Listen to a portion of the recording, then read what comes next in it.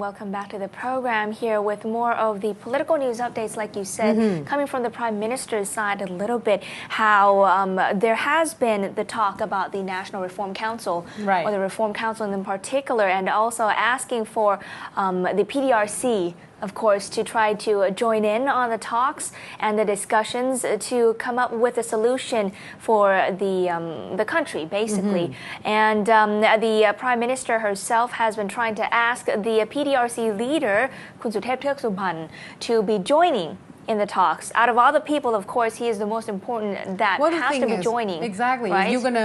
If you want to include all the sectors, obviously this is big sector that's coming out right now. That's right. And apart from that, and also the PDRC group themselves also were asked to join in for this invitation to be in the talks of the Reform Council. Now, there have been rumors coming out about a particular committee that was set up that involved 11 members, and that one was criticized, saying that the 11 members are, at least 8 out of the 11 are people that the government can control. And of course, the Premier came out to say, and to rest assured, for the people to rest assured that it's not true, saying that the government is only acting kind of like a middle person in this case, saying that they are only the ones who are going to do the setting up of the process for the talks, but of course the stage or the arena is set for the people, it's set for the public, and the government has nothing to be doing with it whatsoever, nothing involved. And she also further mentioned that, the 11 members here are just kind of like the first stages of choosing. And she said that we're not saying that these 11 members are the perfect match of this committee that has been set up to start up this reform, but it's just a starting point. And at least 2,000 people from various sectors. Those would be the main people coming from the public or the private sectors, whatever you name it. And that is more than enough, as she mentioned, to show that this is to say that it's in the hands of the people and the public, and it has nothing to do with the government. And apart from that, out of that 2,000, it will be chosen down to 499 of the representatives that will have a say or have a voice in this Reform Council. And so basically, I think the latest would be the emphasizing by the Prime Minister that this has nothing to do with the government.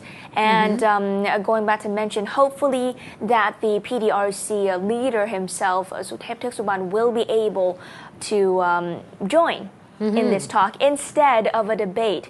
There was mentioning that maybe it should be a debate instead, in the form of the People's Council. And the Prime Minister said, you know what, I'm no match for Kun Suthep. How about we don't go for that debate? How about we don't fight about it, but instead we talk it out. And we talk it out in this Reform Council, but not, act in a way that it's actually a debate. So I guess, that's basically what the gist of what was trying to be achieved, at least by the Prime Minister at this time. And it was quite interesting. Obviously, a lot of people were actually anticipating whether or not the people would join this particular Reform Council. And that was one of the things. A lot of announcement has been made saying that, well, the fact that the Reform Council is in place, a lot of people still not really have a trust in it. And I think at this point, that's a basic fundamental part of any forum to actually, take place or set sail, is that all the parties need to trust the process itself, as well as the people in this particular Reform Council. So we're not quite sure which direction this is going to go, because obviously there's other parties that proposed similar kind, but it's just not quite exactly the same. I'm not sure why they cannot talk it out. But one of the things that came out yesterday as well, after the commotion, after a lot of injuries, after one death, the Election Commission obviously have seen that it's not going to be an easy and smooth process for the election if they're going to push for February the 2nd, which is not going to be that far anymore. So yesterday, when there was a drawing, technically there was 32 of the political parties all together that was supposed to be pretty much drawing for, or at least get the numbers for the upcoming general election. However, they said that the Thai Rak Tham Party and Kon Khaw Plot Hnie Party actually has removed themselves from wanting to contest in this general election. And there was one more party that actually did not send the representative in, which is Sieng Prachachon Party, did not send any representative to draw the numbers, and Pracha Santi Party actually didn't make it by 8:30s, which is making sense if you're not there early already. So yesterday ended up only 30 parties altogether that actually drew the number. Of course, the Pheu Thai Party got 15. That's the number for the Pheu Thai Party, number 15. Chat Pathana Party got number 1. Tin Ka Khao got number 2. Rak Pratet Thai Party got number 3. Seri Niyom got number 4. Palang Sahakon number 5. Poom Jai Thai number 6. Paradon Pap number 7. Palang Pracha number 8. Pheu Santi number 9. Chat Samakhi number 10 and Palang Pratet Thai number 11, Pracha Samakhi number 12 and Kasikon Thai number 13, Chat Thai Pathana Party number 14 and of course Pheu Thai Party number 15. And there are lists long going on.